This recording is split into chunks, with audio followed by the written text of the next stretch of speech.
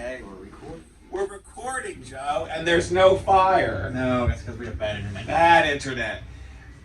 Good afternoon, Revitalize Johnstown fans. My name is John D. Bartola, and this is Joe Taranto. I know it's been a couple weeks. Sorry about that. We've been very busy. Joe and I are going to talk about the 3 forums we attended. Oh boy. Let's talk about the first one. Go ahead. On a nice Tuesday evening when the weather was nice and warm, we drove up to Richland area, and we went to the Cambria County Republican Committee Forum. We did. Joe, you and I presented well. We had our glorious 3 minutes. I suspect that the ads endorsing Scott and Keith were already done before we even finished our speeches. I had no doubt that they already had that picked out before we even entered it. As I said, I thought she wouldn't have done it and invited us if she didn't have it ready. They had 47 out of the 67 committee members there, according to the Tribune Providence article. And of course, there was a trash article on us because we're so, I'll use the Dr. Evil, divisive. Well, they had it ready to go, but the article came out right after. Granted, we did jump the gun and post about it. We did that probably night. why it came out. Yeah, Probably. we knew. But during their negotiations of who was getting what vote, the other 2 people running were allowed in the room. Our opponents were in the room. We're allowed to sway the opinion. We're able to respond to things. It was not done fairly. No, I mean it was already. It was a done That said, deal. it was already a done deal. But I mean, having them in the room when you're talking about it and not having us in the room seems a bit odd, or obviously biased. I'm sure they can come up with an excuse as to Well, why. they have their handouts printed out. I'm sure they're going to have poll workers. Maybe we'll get a robocall. You think we're going to get a robocall? I hope so. I want a robocall. Yeah. We could play it online. I guess the point of this is Joe and I went in good faith. We could have said no, but we go anywhere we go. They ask, we go.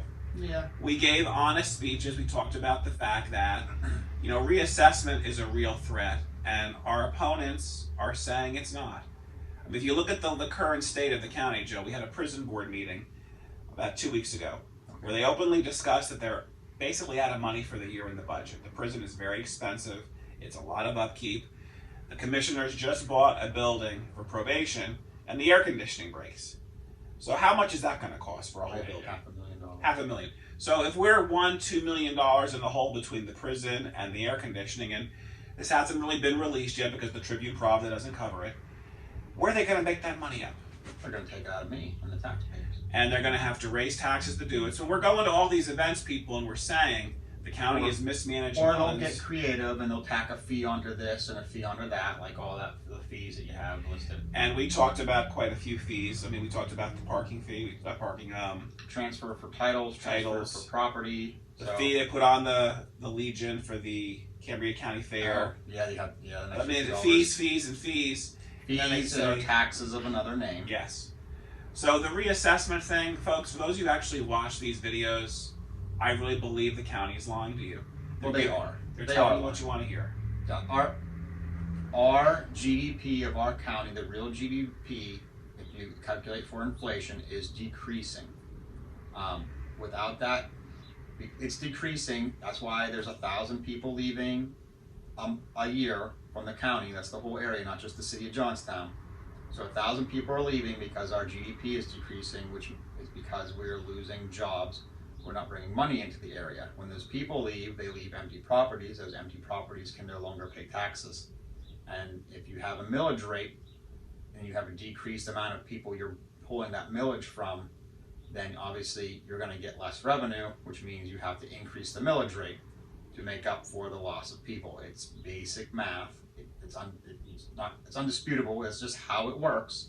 So until they stop the bleeding of people, they're going to have to increase, or they're going to either have to drastically reduce the administration and the bureaucracy of the county, which we know they're not going to do because they proposed giving them all $7,000 or some crazy. But Scott denied that. We'll get to that later. But anyways, with that, I mean, they're proposing things like that, so they're not gonna reduce the expenses coming out of the county. So they're gonna have to increase the millage on property, which they say they're not going to do, but they don't have any other way to do it based on what their projections are. And they keep spending. They're not stopping.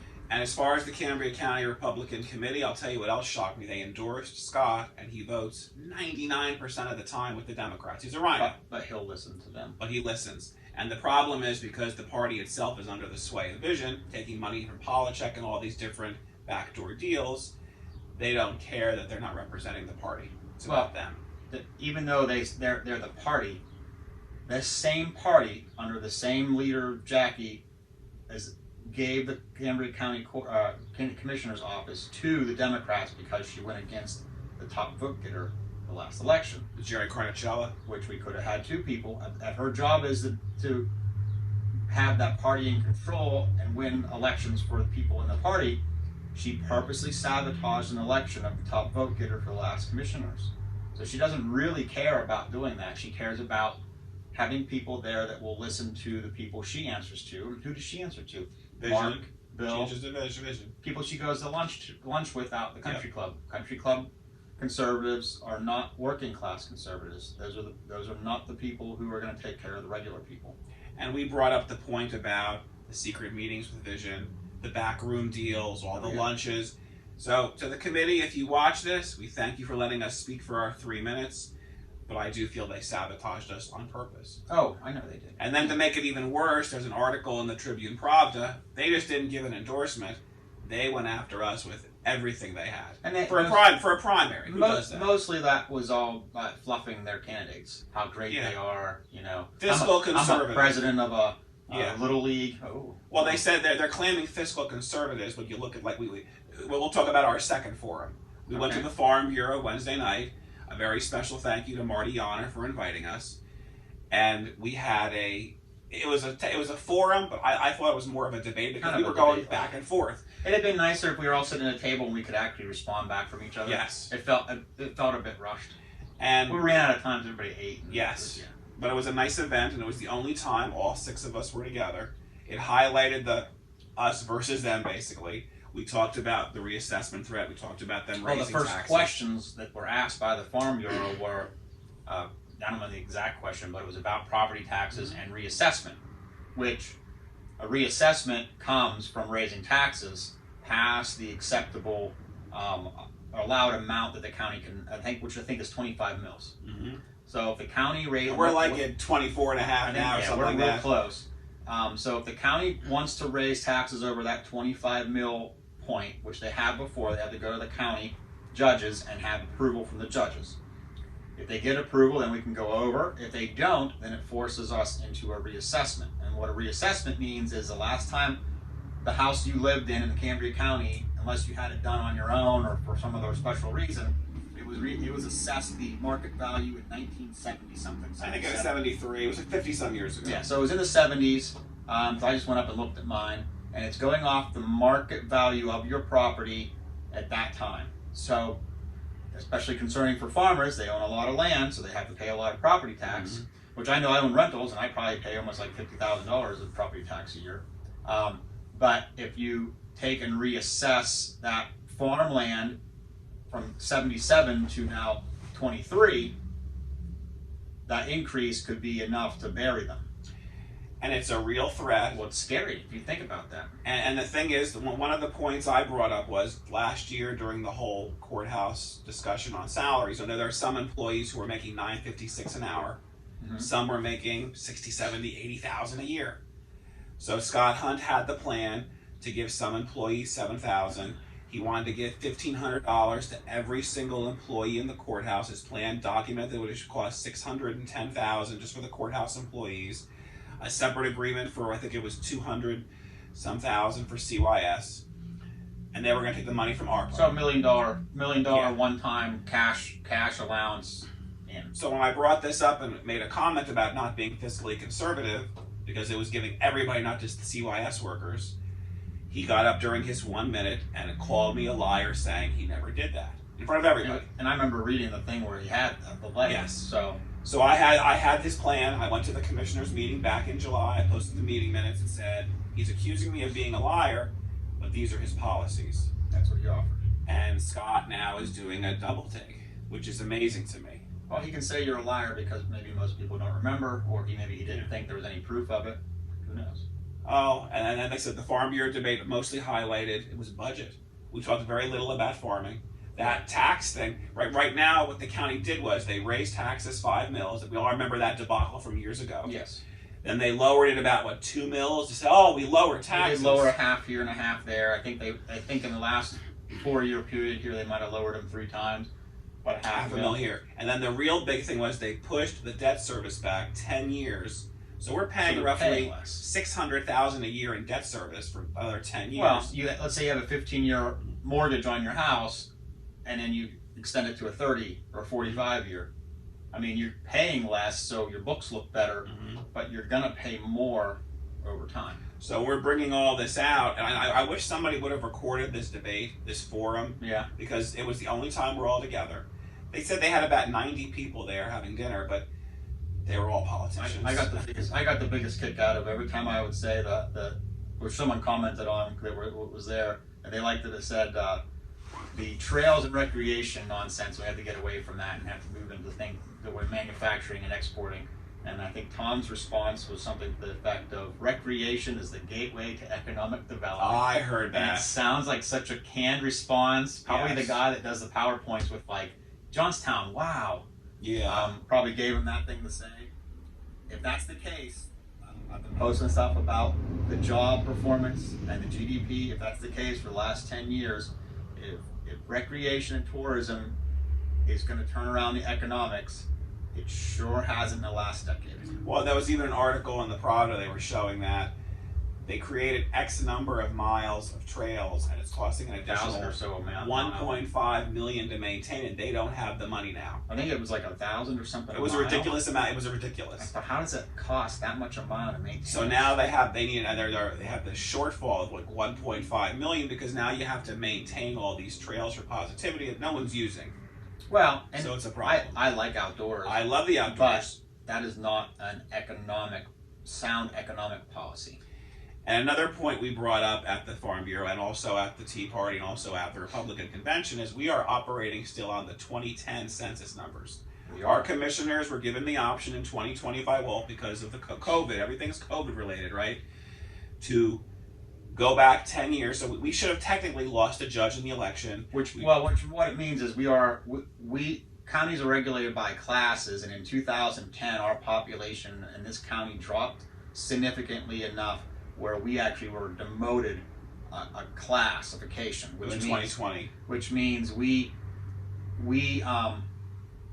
lose 2 offices on the row for the county, a judge, and 1 judge, funding, and there's a lot of funding things that it's tied into. Like we said, because of COVID, then we were allowed to hold on for another 10 years, and they also but they wanted to see if our population would stabilize or increase as well. So they give you that grace period. They're buying that 10 From what I think I remember reading about it, they give you a grace period. Well, we're not going to drop you right away because what if they dropped you and then you came back up? Then it would be a problem. But the problem is now we're at 2023. We keep losing population, 1,000 a year if you follow the census numbers. When we hit 2030, will our opponents still say how great everything is? Will they acknowledge they failed or they don't? Well, Mr. Rager at the Farm Bureau said, we have been losing population since the steel mills closed, and that's just the way it is. Yeah. So, if that's what you want, then that's who you vote for. But if you want someone that's going to choose to not just accept that we're losing population, maybe those aren't the people. Keith also voted to mask our kids at Forest Hills. Oh, and raise it. He just voted to raise taxes in Forest Hills. 2.25 mils. But they said in the paper, Republican committee, conservative. he's conservative. So that just shows they don't like us. They don't care. No, it's about they just want to give a name. That's why they always come up with like the very, I'm fiscally conservative and I'm pro second and I'm pro, pro life and what do these even mean? Like, they're buzzwords. They're buzzwords because you're not really doing anything with those in the county except for the fiscal conservative part, which they just make up. The third forum we went to was the Cambria Somerset Tea Party. That was Thursday night. We were the only candidates who showed. Well, because from what we understand, they were told, and what we were told is they were told not to show up by the Republican chair. So I guess, so now, and the thing is, we have to address what the Republican Party is doing because they've targeted us, they've trashed us, yes. They've endorsed 2 candidates, And now they have such a grip on the other candidates, they're not showing up to events. Yes. Which is, I mean, actually worked out well. It was a nice event for us. It was 2 hours. There's, you know. And there was more people there that were actually voters than any of the other 2 events. Yeah. There were normal people there. Just regular people showing up to hear stuff.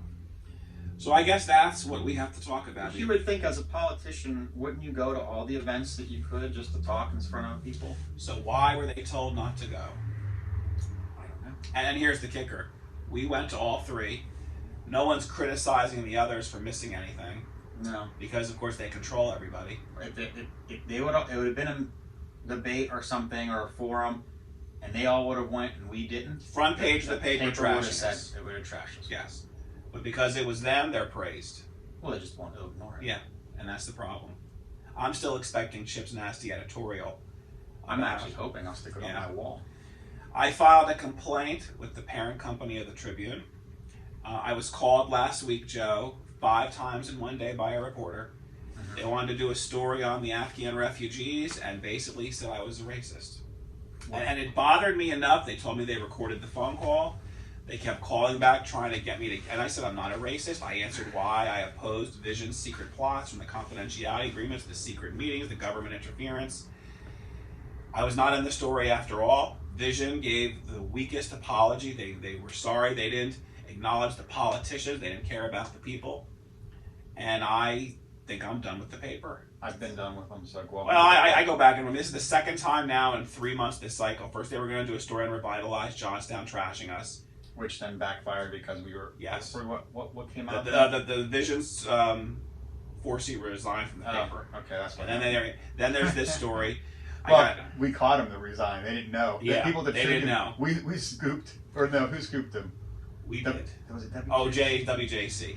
That's hilarious. So now, and of course, I was contacted by another Tribune reporter for a preview story, and I said, email me questions. Maybe we'll respond. Maybe we won't.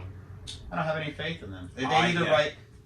They pick who they want, and they either write a slanted story against you, and if they don't like you, that's what they do, or they just won't write. They'll write you out of the story completely. So these were our 3 and only 3, I guess, debate stories for this election. Okay. I'm assuming there'll be nothing left. There's no time. No. We're a month to the election. It takes time to pull this off, and no one wants to do a last-minute forum because it's too close to an election. I mean, we would go, but they wouldn't. They're not going to do any forum that they don't have. They Total don't control. feel pushed to go to, and they don't have control of, because how does it benefit them? So, for those of you watching this really is our political journey. Joe and I know we're the underdogs. We're the political outsiders. Sam Ross wrote a great editorial about us, talking about can we overcome our own political party to win like Trump did?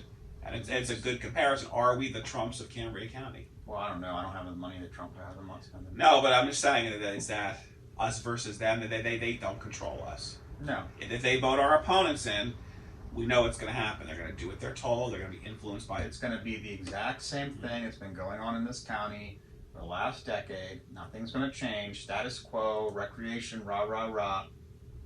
And they're going to probably raise taxes again because they have a shortfall. Well, area's in decline. And, yes. And anybody doesn't want to see. I mean, they can brag about, oh, we got a restaurant. Oh, we got a movie theater. Who cares? None of these things are actually game changers that are going to turn anything around. And what's interesting to me is we're at these events, no media coverage or a blurb on JAC.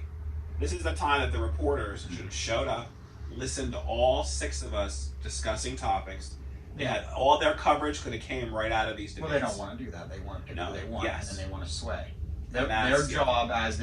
Their job is not to report news. Their job is to sway the people, the readership, to what they want.